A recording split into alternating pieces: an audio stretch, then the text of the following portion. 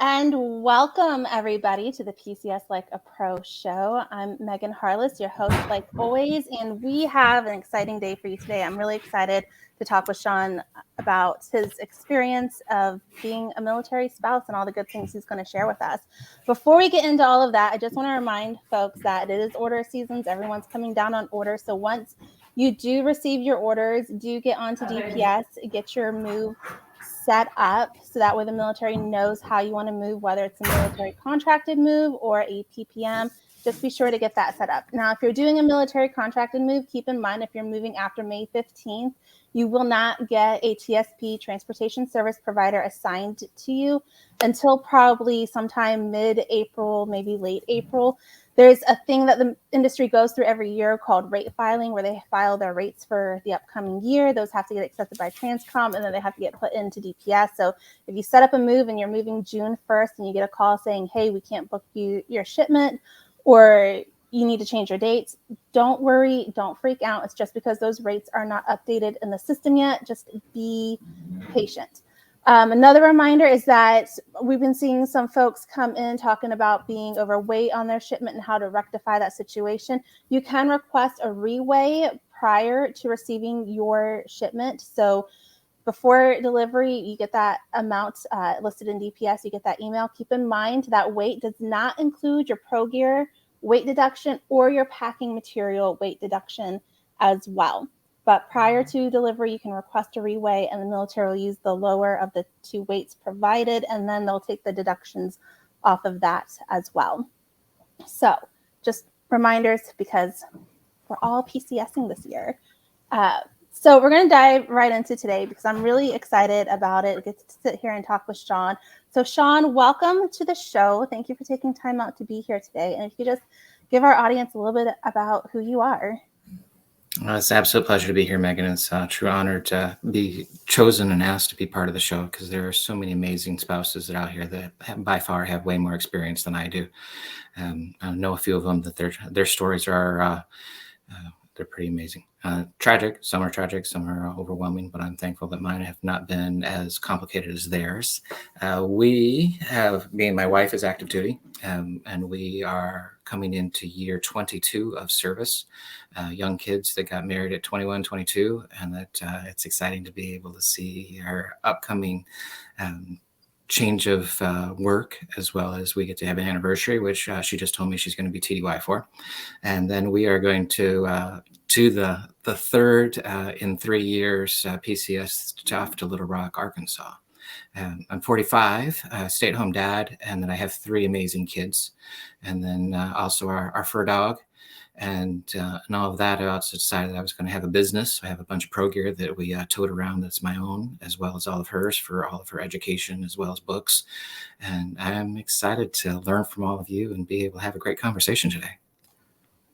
Oh, thank you. I hear a lot of similarities when you talk about yourself being so young and getting married. Reminds me and my husband, we were 20 and 23 when we got married, and then all of the Pro Gear. I feel like it's always scattered everywhere in our house as well. It just becomes a normal part of our decor, of our living room and dining room decor, is having some sort of camouflaged something laying somewhere. So there is so much I want to be able to cover with you today because I have loved hearing your story, and I hope I can be able to break it down appropriately here. So I asked at one point on Facebook about favorite duty stations, and your response was, every base has been a positive experience for us. And so for some families, it is sometimes hard to see the good in a location. So how do you find that positive in each location? I think the best way to describe that is that my wife called me when I was out on the beach in Destin, Florida. And she said that I have the opportunity to go to Minot, North Dakota. Do you want to go? And I hung up on her. Literally, I hung up on her, and she called me back. She said, why did you hang up on me? Like, I'm on the beach. I don't want to go to the snow. It's awful up there. It turned out, though, that Minot truly was probably our best initial overall experience, because in our minds, we had the thought process. We were going to be buried in snow. It was going to be freezing. The classic, why not Minot? And you can fill in the answers to that because it's always a little different. Yeah, I agree. And the answer is cold. It is cold, but it became a community that was just absolutely phenomenal. Megan, as you and I talked about, is going on post or going on base. Is in Minot we had if you're going to the commissary, is you can't sneak into the commissary in and out kind of thing. You always ran into somebody because it was someplace that was close and we all went to. So it became that community component of life that I remember as a kid, but also thrive on, and I'm excited to see, and I always try to be able to share from what it's like of having family, even though you're thousands of miles away from everyone else. Minot also was our first example of having true wing leadership with base commanders that truly set the bar for what I wanted to be, or what I'd hope at some point, if my wife ever has the chance to get there, that I could be as a great spouse.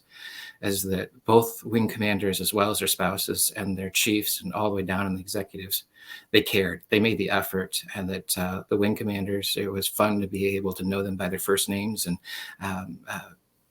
feel like part of their family is for them being part of ours.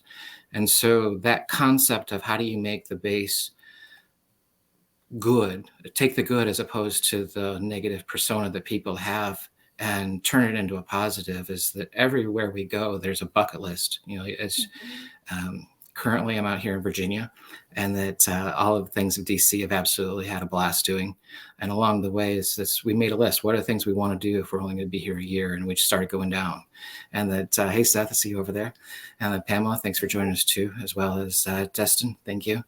I'm glad you guys are here, and I hope that I'm beneficial for my knowledge with you guys too. And that Seth comes out of the bomber community, and that a good friend of mine is where there in Montgomery. Those dynamics of what we do and how we make the choices of when we get up in the morning, are we going to have a great day or are we going to be miserable? When it's I laugh because I being cold is that if you've gone to Minot, you know what real cold is. That the kind of cold that you can't get out of, and everyone's like, "Oh, it's so cold." And even growing up as a child in Michigan, all my friends are like, "Suck it up, Buttercup. You're from Michigan." You'd be like, "You're tough." I'm like, "No." Like, it's 32 and y'all are complaining. It was 32 below zero with wind chill that dropped us down to negative 67 degrees was the coldest day that we had in our 2 years up north. And with an ambient air temperature of negative 27, it was cold. Yeah. But we still out and did life. The kids still went to school. There wasn't any road construction or closures. Just, it was cold. There was snow. There was ice. As part of life. We got over it. And our friends that have been up north into Alaska and different parts of the world, around the world, is each place is what you make it. You can make it a tremendous experience, or you can hate it, and it's your choice. So that's the synopsis of what we go into every experience. And that from Minot, we've been able to take that example and move it around the country. And I'm looking forward to taking it back to Little Rock too. Yeah, no, I have to chuckle at the being from the north and not being able to handle the winter weather. I grew up in Ohio, and I remember going trick-or-treating when it was 10 degrees outside and there was 3 feet of snow on the ground. And then being in East Texas last year, we had the snowstorm, and I was just like, this is too cold for me. Like, what are we doing? And now we have plans to move back up north this summer. And so it's just, I don't know. I feel like we grew up in it, and then we move away from it. We sometimes forget about it. So you talked a lot about Minot and your experiences and stuff there. So can you tell us some of the other locations that you've been stationed at, and what about those locations made that difference for you? Going from Minot, we had the opportunity to come back south. We moved to Little Rock, Arkansas. And again, for a lot of people, it's Arkansas. But Little Rock really was another great experience. And then I didn't know anything about Little Rock other than it was a drive-through state on our way down to Florida, or a drive over to Texas, and some of the different locations we've been to.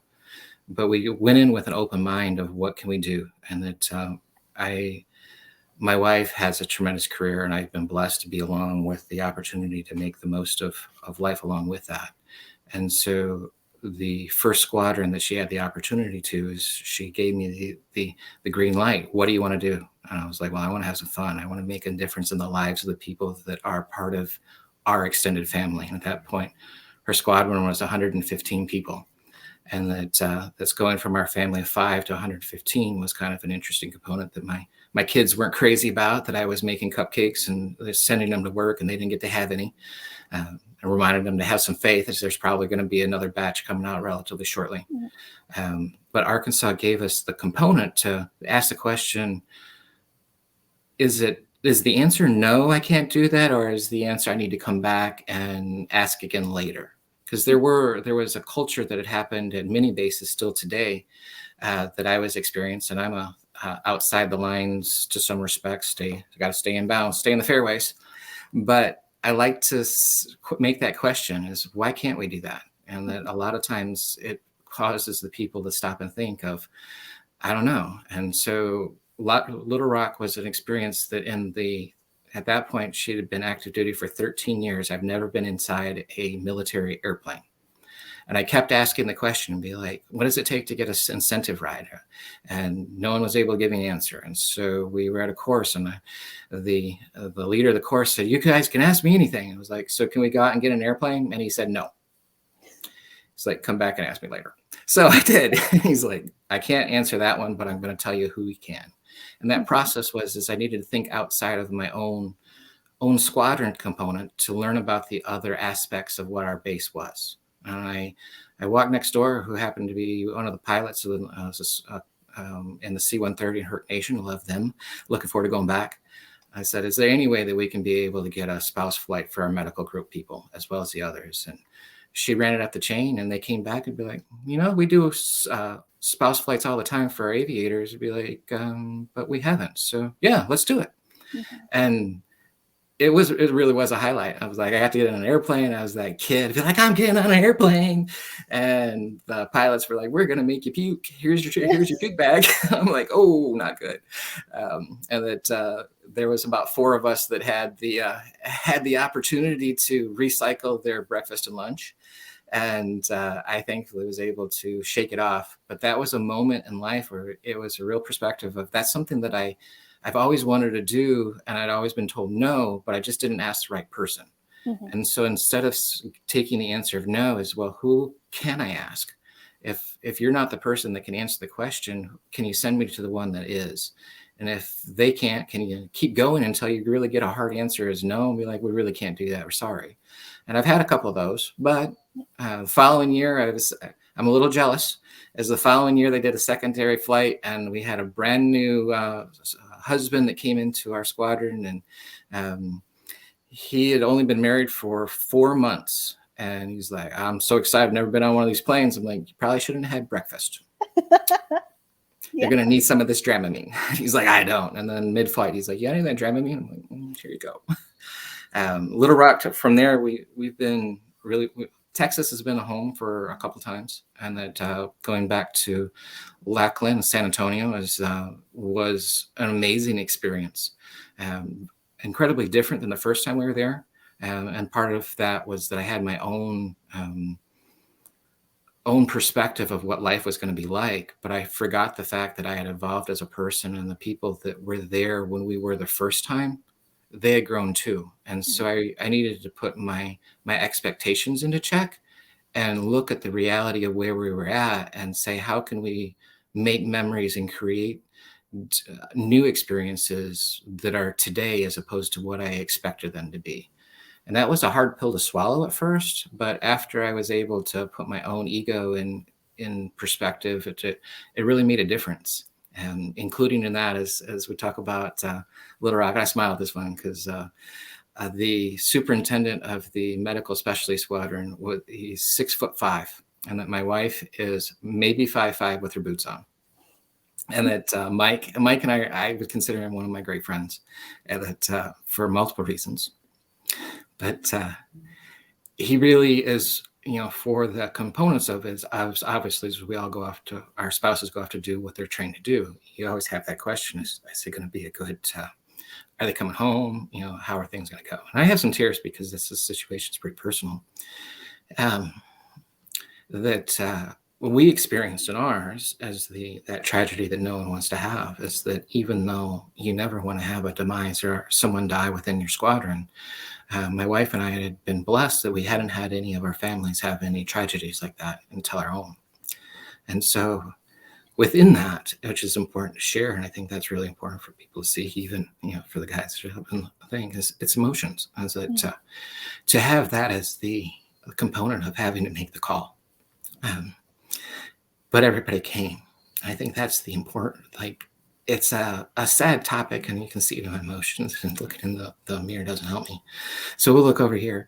The components of life, our military community, our family is a family that cares about you. And if you put the effort into truly caring about them and their families, and having good positive karma and events, and doing things because it's the right thing to do, as opposed to trying to get personal gain out of it, that karma comes back around, and they'll come back and take care of you. And that occurred. And I'm very thankful as we got through that moment, that when my wife and I were in the darkest of days of our life, is that the people that we've been there for them were there for us.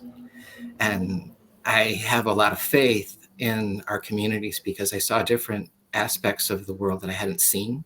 And I was able to understand how big picture military really works. And as much as I miss my son, I am thankful that we had an amazing family that came to take care of us. In the middle of a pandemic, it's never a good situation, but everybody reached out and we got the job done. And so, as great as the experiences were, and the smiles I have with Mike, is that at 6'5" of being the protector of my wife, when I told him I wanted to play paintball, because he kind of looked at me, he's like, "You're kidding, right?" I'm like, "No." And he's like, "What's that's gonna be?" So Mike, as he goes by Big Mike, I put him into an inflatable paintball arena outside the medical building, and with a lot of hoops to jump through, including going all the way to the wing commander to get approval. We played paintball for 3 hours a day for an entire week because our team members wanted to. Mm-hmm. And the joy that comes out of seeing the faces of everyone when they got the opportunity to hit the commander with some paintball rounds, and the superintendent, and take some frustration out, is something that, when I asked the question, what do you want to do? What would really be the greatest thing that we could do for you to be able to help morale here? They said paintball. So we figured it out. We did water slides and outdoor movies, and I make cupcakes. And that cupcakes is something that, as a person, and that I do a lot of things, but I'm not necessarily good or great at any of them. I try to surround myself with people that are experts in their own field, and then stand beside them. As if you need advice on that, go to him or her, because they're the ones that are great. And so out of that, I learned how to be able to make cupcakes as a way to be able to celebrate people's birthdays. And that as we always want a cake, no matter how old you are. There's something magical about getting a cake for your birthday. And that is, as I've come through different components of life, that's kind of become my niche, as being, "You're the guy that makes cupcakes." I'm like, "Yeah, I am." Over 6,000 of them over the past several years. So there's a lot of cupcakes that come through, and each of them are all made with love. And that I'm blessed in that Brittany Bacher has been a tremendous friend of mine. We didn't start off as the best of friends, but she's tremendous. And that there's a lot of days that we both have tremendous conversations about real life, real talk, as well as for her impact and promote her things that she's done as a military spouse a year, as well as she continues with doing the great things within the community now. She pushed me to be comfortably uncomfortable. That's our phrase that we like to say. She's like, "I'm gonna make you uncomfortable." Yeah. And the opportunity to work with Maria Reed, with the USO, and doing some things with moving with the military, and then Christian Christie, are some of the people that have made tremendous impacts in my life. And I'm thankful that I get to talk about them. And it makes me uncomfortable to talk about me. But other places we've been is that we had the unique opportunity to go to Alabama. As people talk about the places that you're like the dynamic. "I don't want to go to Alabama. Don't send me there." It was hot. It was a little gooey, and it's gooey is what we phrased the humidity that came across. But the quality of life that we had in Alabama was just absolutely amazing, especially coming off of the tragedy of losing our son, is that the community really rallied, and that they took the opportunity where I was able to say, "I am not the same person I was a year ago." So I will not, if you have any preconceived notions of looking back through Facebook or any things, that's not me right now. And I'm so thankful for everybody who was part of that experience, because they were able to say, it's okay. It's okay to not be okay. It's okay to need a minute to have composure, and it's okay to push through and to do different things. And we've got some friends in Georgia too, and that humidity over there is pretty awesome. But there's definitely something about Georgia, and that we haven't been stationed there, but I hope to one day. And the Alabama was a great opportunity to be exposed to a tremendous group of people that are going to be future leaders in the military world. And out of that is I had a really great opportunity to see that the 214, I believe, of them, I got to meet at least all of them at some point. Every one of those cared about the people. Mm-hmm. And when you talk about what your original question is, what makes a base unique or special? It's about the people. You know, if a leaders have the opportunity to really care about their people, to make a difference, to put productions in place such as this, to be able to give true knowledge and insight on how to make life easier, because it's scary when you move. As my son has just turned 18, and he's going to be moving for the 12th time this summer, which as we talked about off air, is that I moved him his freshman, sophomore, and junior year, and he graduated here in February. And that thankfully he doesn't hate me in that process. But as we move on, as he's decided he doesn't want to go off to college yet, he's going to do a trade school. And I look back at all of the crazy that we've done, as there's terms that are often used as hot buttons of resilience and things that your kids will figure it out, or we as spouses will figure it out. But if we don't have people that we can lean on, as the ladies that I mentioned, as well as some of my other friends that we've talked about, it becomes a very lonely place. And I say that in the component of that there's a lot of times that when we question whether or not some place is going to be new or going to be fun, we get into our own head of we've read all the negativity about a certain place, and we've come into the component of this is going to be an awful experience. And if I'm not ready to do it, then I'm going to see the glass always as half empty.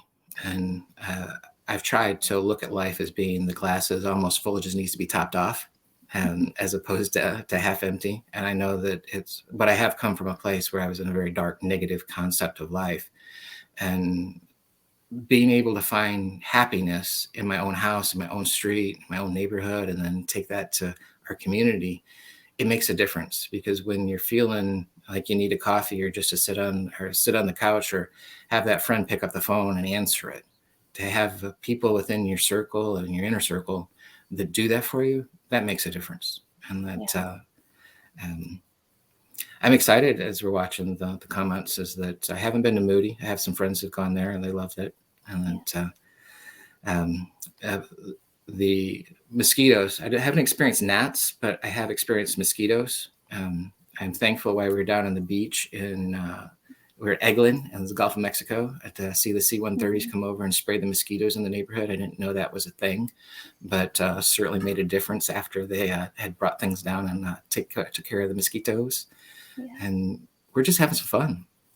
Yeah. I love hearing your story about all the people that have been a part of it and have helped, kind of improve your experiences. We know Brittany and Maria and Christy, and good friends of mine too, and absolutely love them and what they do in our communities. But I think having that community really does make a big difference as to how a location goes for somebody. And I always try to caution people when you ask in spouse groups, like when you get the possible list of choices and you're trying to rank them and decide where to go, where not to go. And you ask people, of these 7, like, what's been your favorite, or where would you not go? And I always try to tell people, like, one location may be great for somebody and then somebody else may hate it. What is it that made it great for them? What is it that made it, not so great for them? Where were they at in their life stage? Because, if you were at a location and, like, depending on your spouse's, MOS or position, they could have been gone a lot. But for somebody else, it could be a really great spot where they get a lot of family time. And so it just kind of depends on where you're at in those life stages and what are the specific reasons that made a location good or not good. But the people, it's been a common theme that I've seen and have heard from a lot of folks, that the people and the community that you have when you get to a location are really what helps make or break it. So I always try to encourage people to try to get plugged in some way, shape, form, fashion of, some folks there that you can lean on and and have that community with. You've talked a lot about like stepping up at locations, doing the paintball thing, getting things started. So what if, and for some folks like me, that seems kind of intimidating, like, just going up the chain of command to, the 06, 07, whoever it is, to like try to get approval for something. So what are some of the things, besides the paintball, you've been able to get going, and like what advice for somebody, like if somebody else is watching this and they say, I would love to do that with our unit too, with our group, what advice can you give them for someone wanting to get it started as well? As far as intimidating events, certainly as yeah, there's been a lot of things. I'm like, I don't know if this is going to happen, but I'm going to try, and that really comes down to the answer is try. And that don't be afraid to ask for help. In communities such as this one, as well as all of our families around the world, we all know somebody that has some kind of insight or has heard of somebody that wants to do things. For me, it's developing. Everything needs to start small. We mentioned some friends that have some real global impact, and I am so proud of the things that they've done, and in awe. And that I often joke with them. I'm like, I can't be around the famous people. And they're like, who are you talking about? I'm like, you. And they're like, that's not the case. But I approach everything as if I can make a difference on my street. Mm-hmm. Even my neighbor, if I know my neighbor, and that as, hey, let's have a barbecue. And what do you want to do? I don't know. Just bring something over, put it on. And then go from that neighbor to the street. Let's do a block party. And building that component of it, almost as cliche of the way it used to be back in the day, where your neighbors knew one another and we didn't just drive into our garages and close the door and we're always on our phones, is knowing who your neighbors are and knowing the community around you. As a male military spouse, there's been a lot of times where I've been asked not to be part of things because I'm a guy. And that still, unfortunately, is a real serious issue that is part of the military life. And I'm working it with a group of friends. I have a lot of friends in all over the world, and say, let's make a difference. Let's see what it takes to be able to ask that person, hey, what do you think about this? Be willing to say, I don't think that's a good idea, or maybe it can be. For me, always it comes down to the answer comes down to just ask the question. This is something I want to do. What do you think? Is it something that is feasible? Yeah, let's do it. But not trying to have a global impact immediately makes it small wins. If you can have that barbecue in your neighborhood or next door, you've got a small win of the power of 10. As those 10 people say, hey, I had a really good time. You guys should check this out. And maybe and being consistent in the process, like as a coffee. I'm looking forward to going to Arkansas. We're going to do a coffee. And honestly, I'm going to pick some dates, and people can come. They can come. If they can't, it's okay. Mm-hmm. And I'm still going to have a good time doing what I wanted to do, and I would like to share it with others. And that is part of that component of not being discouraged. And if you're going to say you're going to do something such as a coffee, and it's going to be on that date, and you don't get anybody that shows up for the coffee, it's okay, because if you're there and one other person comes, or even if you're by yourself, is you've done that for yourself. Mm-hmm. And that impact of being consistency and allowing your actions to be louder than your words is, if I say I'm going to do something, I'm going to go everything I possibly can do to be able to make it come to reality. Because it comes down to, for me, is that if I tell you I'm going to do it, I'm going to do it. Mm-hmm. And that there's a lot of people, and we had a conversation with a friend last night, is that there's many people that will, pop smoke and say, we're going to do great things for you. And then when it comes down that you pick up the phone, is you get sent a voicemail on theirs. So being self-resilient or self-aware, self-resilient, to be able to know if I'm going to do something, I need to be capable of making sure that project, I can handle it on my own, or I can handle it with a small group of friends that it's going to be about us having a good time. And then the people that we join our event can say that was great, and they really did come through with what they had promised. Because there's a lot of people who make promises in our world that just it doesn't happen. Yeah, no, absolutely. And I think that's a good reminder of the start small. I think we get into this mindset of like, we need to go big or go home. And if I'm going to do something, it needs to be this big, impactful thing, but not realizing, there's that ripple effect process as well, that you start something small and it slowly grows organically into something big and becomes that impactful thing that people know and remember. And so it's not, I think as military spouses, when we feel like we need to change the world or we need to do something, it's that bigger, go big or go home thing. And I think sometimes, the idea or the real reason of why we're trying to do something then gets away from us of, what we want to do, because it's this idea it's got to be something big and huge, instead of just make it small and impactful and let it grow into whatever it becomes then. And that's I'm gonna cut you off with that. Yeah. It's this last year I had one of those crazy thoughts that I didn't think would even be a possibility, and that was I wanted to do a virtual cupcake sale. And that was one that I've done bake sales at different components, and most times is there's you get a several, if it's a good one you get whatever you get out of it, and it's great.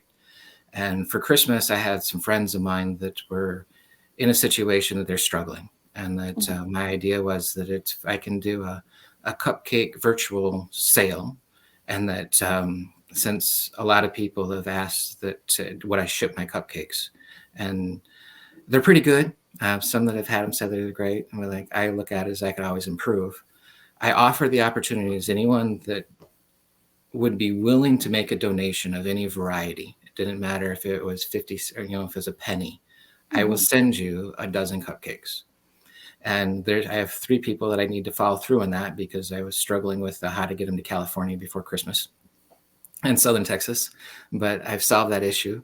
And my family came in for Christmas, and they were not expecting to be able to ship 25 dozen cupcakes across the world in their Christmas vacation.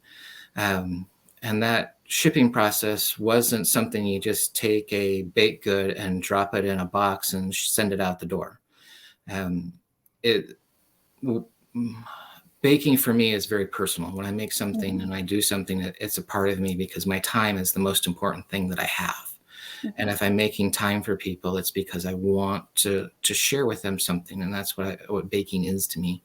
And I had some mental hangups about the risk of putting my cupcakes in the box, seeing the idea of it being thrown over the fence, or if it, being attacked or run over by cars. And what do people think about me if I'm sending them a box of goo? And it happened. I lovingly call her Mama Susie, Mama Walker, as that she's like, yeah, chocolate cupcakes didn't make it so well, but they tasted good. I just put them back in the wrappers and ate them with a spoon. And prospectively, it was that moment of, she's like, it wasn't really about the cupcakes. It was about the concept that you carried. And within that project is one that I'm looking forward to going through, because from my original crazy idea on the way back with my kid in the car, we were able to send $2,000 to 4 families for Christmas, and had a direct impact of 16 children. That was amazing. And it is something that, as we all get into different ages in our life, that we have stuff, obviously, as we're PCS, and we all have a lot of stuff. In our situation, we have an entire 52-foot trailer of stuff and a little side one. But I asked my kids, what is it you want for Christmas? And they said, we don't need anything, Dad. We've got everything we want. And so then they were like, maybe we should do something for others.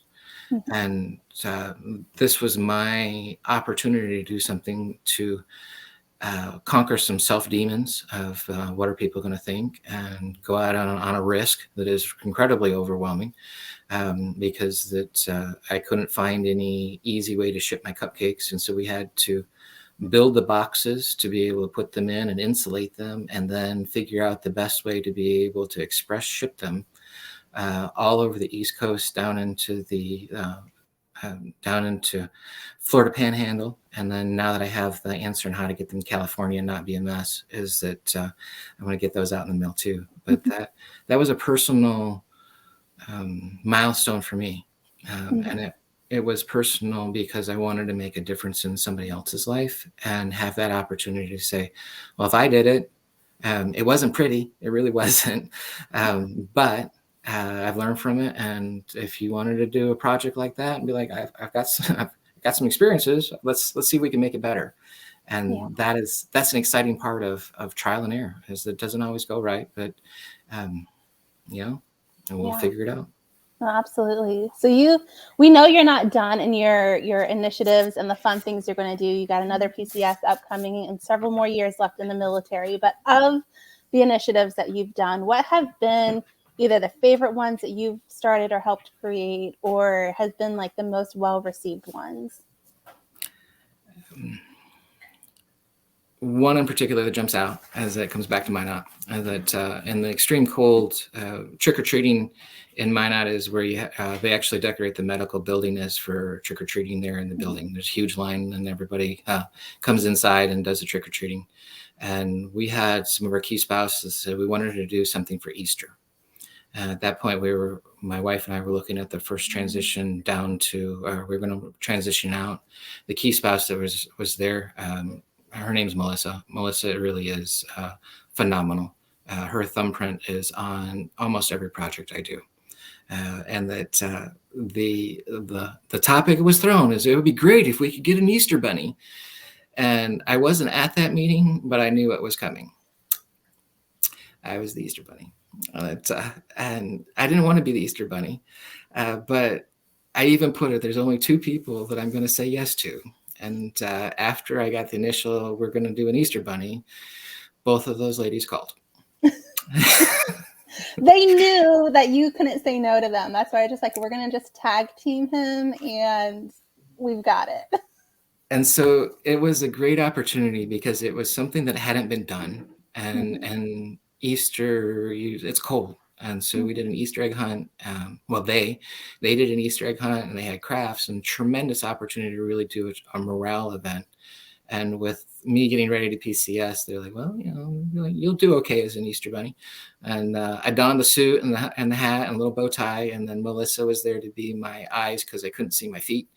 And together we left Minot on one of the greatest highs for us as spouses, because we had she had built the Key Spouse program and I came in to help her. And it went from 5 people to 25. And then at times we had 50 people, and we had over 100 people that came to the Easter egg event. We had pictures and volunteers, and it's one of those cool. I found the picture of posing outside the med group in my bunny costume, and it came down to one of those questions. Is they asked the question of why can't we do this, and there wasn't a reason that we couldn't. We just had to figure it out, and we did. And that's, as I go forward, those are the things that are we're going to continue to do. And I see that common theme with you, asking the questions, why not? And, well, who can tell me yes? And let me talk to them.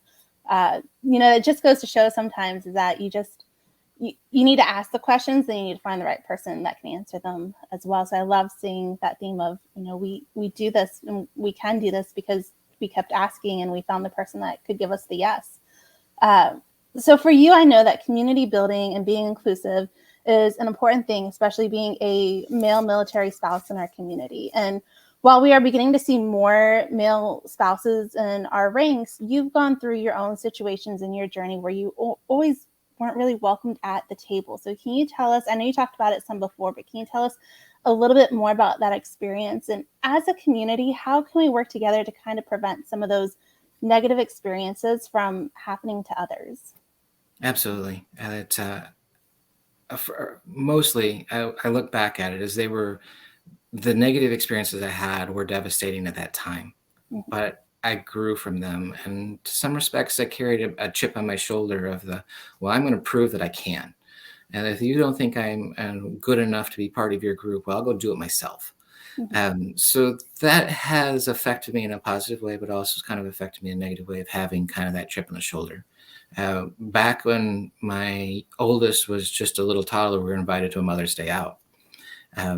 Being that my name as Shaun, spelled as Shaun, could have been conceived as unisexual kind of situation.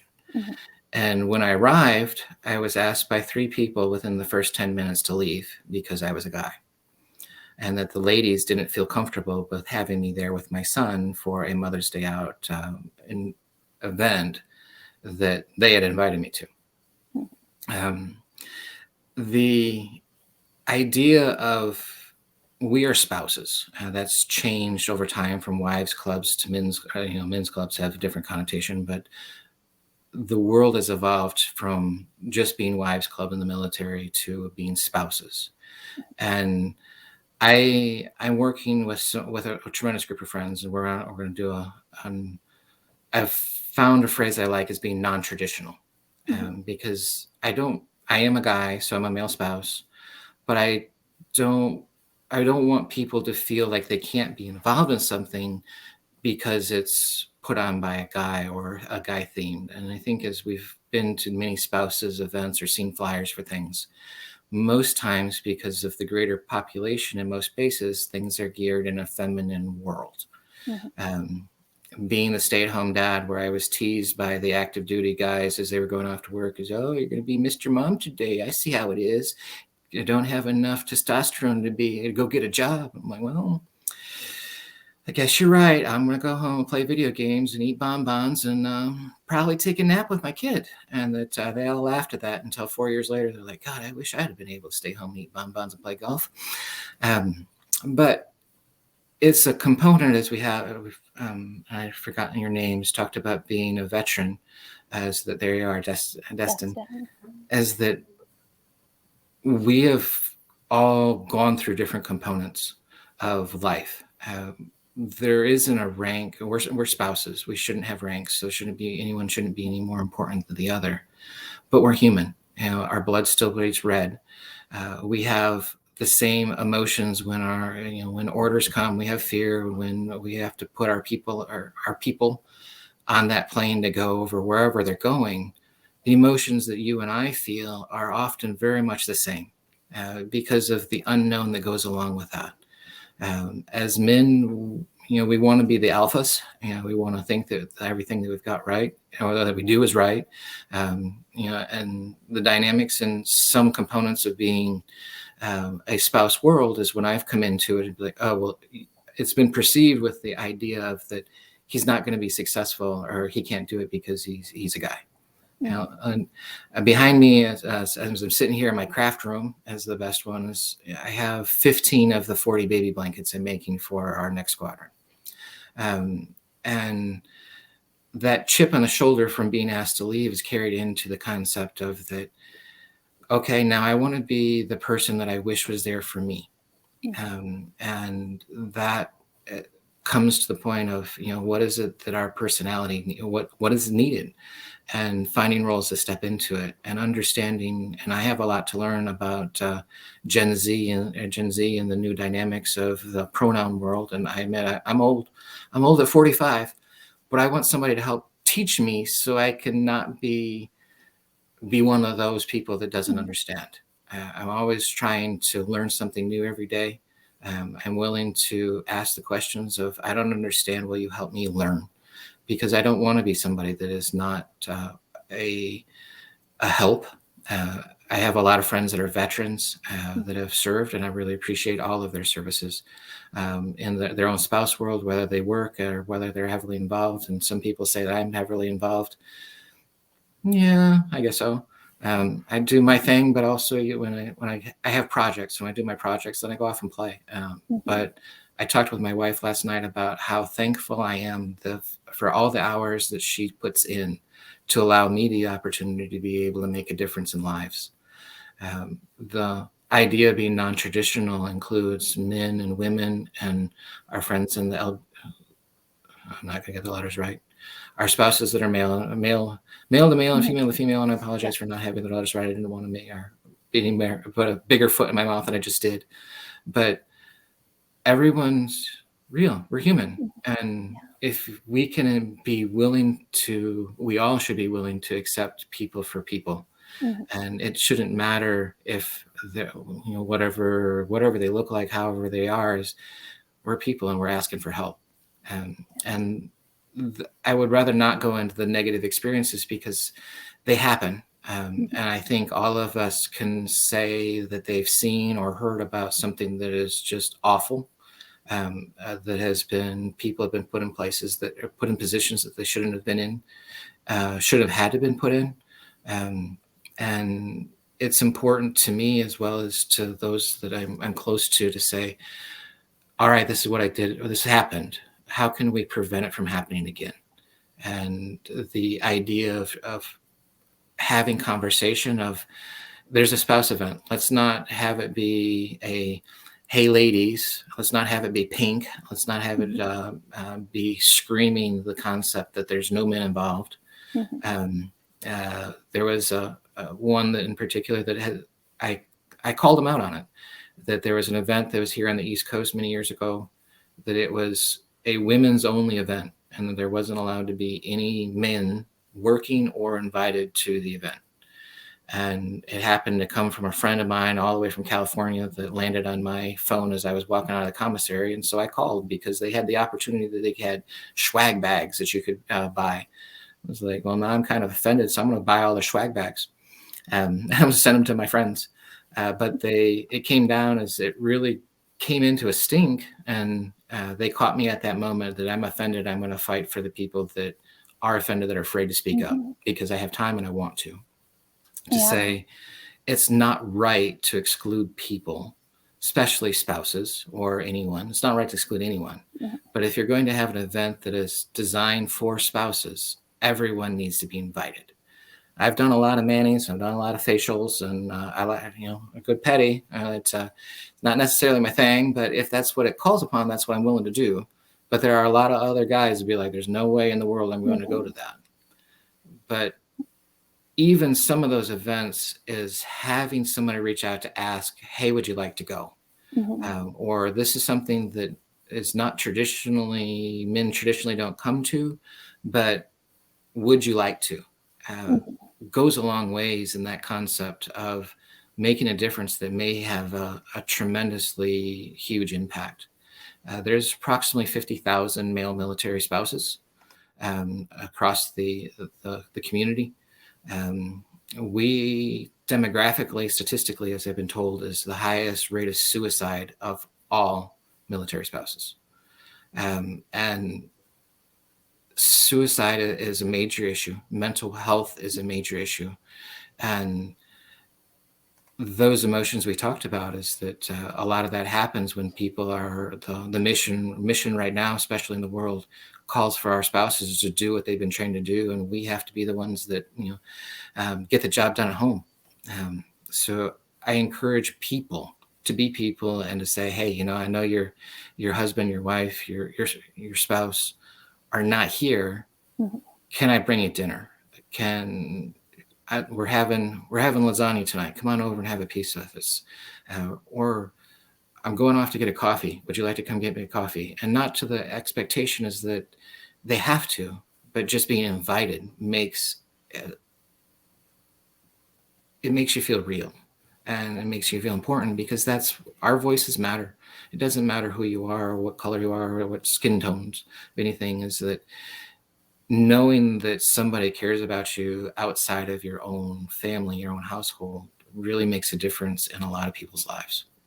Yeah, it absolutely does. And I hate hearing the negative experiences that you've been through and some of the things that you've told me in previous conversations. But I also love hearing about how it's helped you grow and helped you want to do better and to be that person that wasn't there when you were there. And I think it's just a reminder for our community in general. I mean, as society, norms have shifted from what they were, in the 1980s to now. And as we've seen more male spouses come into the ranks and be part of our communities, to remember, I mean, they're still part of the family. They still have, as you said, your worries and your concerns, and they're not things that we should just brush off of, oh, they're a guy, they can handle it. They are a real person too, with those same things that we should be aware of. And to, when we create events, to remember that they're supposed to be, family oriented, regardless of what your family makeup is. So I guess it's just, a reminder to everybody to reach out to those spouses within your ranks that maybe haven't participated in things or shown up or have been excluded for one reason or another previously, and and reach, your hand out to welcome them back in and to see what can be done to bring them in as part of the family, because I think it is something that, previously in years past, we forgot about or we didn't necessarily address, but I mean, it's something that's becoming a bigger issue as we start to see how family dynamics change, and especially how they've changed in the last few years as well. And I will tell you, if you've got male spouses in your units, I will tell you, they have been some of the best volunteers that we've ever have encountered as well. It'd be like pulling teeth to try to get some of the wives to step in, volunteer to help with things. But you ask one of our male spouses and they're all about it. They want to, and they want to go big with it too. Like you ask if they can, bring like, I don't, what were we doing? I forget what we were doing. We were doing something that involved music. I know one person had like a little stereo system. And so we're asking, like, could you bring that so we could hook up someone's iPod and play some music? And he's just like, can I bring my whole DJ set and everything? It was just like, okay, if that's what you want to do to help provide the music, like, why not? But they've been some of the best volunteers we've had. So just don't discount them, don't discredit them, and just make sure that you're reaching out to include everybody that's within your unit to be that community for them while they're at that location. I have a great, good friend of mine. His name's Josh. He's down on the Gulf Coast, and that our move from Arkansas to Texas, and that we were supposed to do a door to door, and that I left that morning for the mad drive to get to Texas to beat the semi. And then when I called my family, as that the movers were still in our house at 10:30 at night, and they had a pickup truck to take a 4-bedroom house worth of stuff.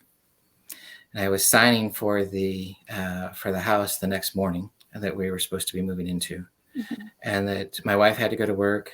My kids were old enough to be able to I had a babysitter.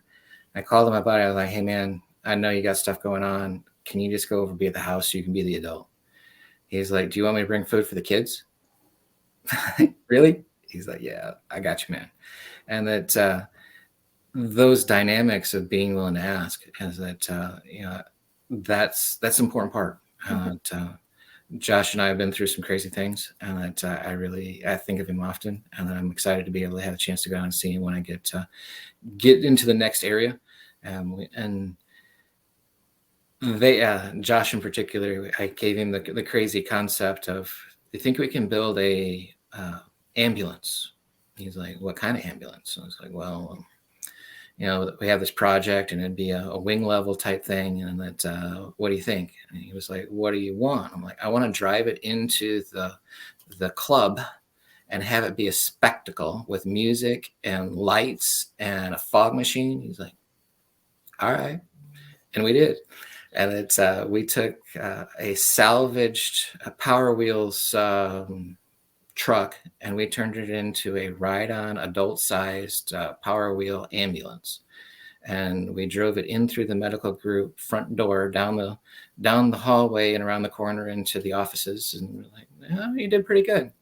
And then drove it down the main street in on the base and into the base club and in through the doors, and had a variety of things. Is that Josh's his knowledge of being able to have electronics, as well as his vision to say, "All right, Shaun said that," and then the freedom to say, "This is yours. Go get it. This is my idea. Can you make it happen?" And he and his wife blew it out of the water. It was, we had sparkly marshmallow white paint that we had mixed up with sprinkles in it, and decals, and it really was an opportunity where we had a great sense of pride. And I have a tremendous sense of pride, is that we did that. And it was one of those people like, "Yeah, you're that guy." And we're like, "Yeah, we did that." But I am thankful that, Megan, that you are looking out for all of us in the spousal world and the communities that are non-traditional as far as our appearance. Because we care, we're humans, we want to be included into the dynamic, into our world. And any conversation about making positive change is beneficial. So thank you for hosting me today. Yeah, absolutely. So as we wrap up, I want to ask you one last question here. And it's something I ask all of my spouses that are on, is what piece of advice would you pass on to other spouses? Make sure you're important. There's a lot of times that we as people get caught up in the idea of we're not valued. We are not seen as being worthy because we don't have a rank or a title. We're seen as just being spouses. Taking time to be mentally strong. And that was this component for me in the last 2 years, is getting my mind and body and happiness, mental, physical, emotional, spirit back to be able to be a positive impact in the future. My wife really encouraged me to be able to solve one of my biggest issues in my personal weight. Whatever it took, she's like, yeah, let's do it. To be able to help me mentally feel strong enough to be able to say, okay, I can do that. Not having the restrictions on one another, taking the time, if you're an at-home parent, to book yourself a babysitter, to watch the kids, or a dog sitter, pet sitter of any variety, and go do what you want to do, whether it be a movie, go out to lunch, go out to dinner, have a date with your spouse, go see that monument or that thing that you didn't think was possible, because really tomorrow's not guaranteed is going to happen. We all have that component of, we'll just do that tomorrow. Or next year, or those kind of things. Is that in my life in the last 2 years, I've definitely seen that there's a lot of times where tomorrow isn't promised. And if we're not taking care of ourselves first, we won't be able to give the same amount of effort, or the effort we want to give, to everyone else. Yeah, no, absolutely. Such good words to end with. So I just want to thank you for your time and for joining us today and sharing your journey and your story, and encouraging others within our community to, you can go out there and you can make a difference. It doesn't have to be a big thing, but take care of our community and include everyone, because everyone in your unit makes up your community, makes up your family, and it's important to be there for each other. And we see, especially with your story, how our community comes back to take care of us as well when we're in that situation. So thank you for joining us today and for being here. It was a pleasure. Thank you for the opportunity again. I really appreciate the opportunity to speak on behalf of some of our male community, as well as some of the non-traditional community, because you're doing great things, and I'm excited to be able to continue to share your knowledge, as well as the programs and all of those that you're connected with. So thank you so much. Oh, thank you. Friends that joined us online in the comments, it's very heartwarming to be able to see things and your encouragement. I appreciate that, and that I encourage all of you.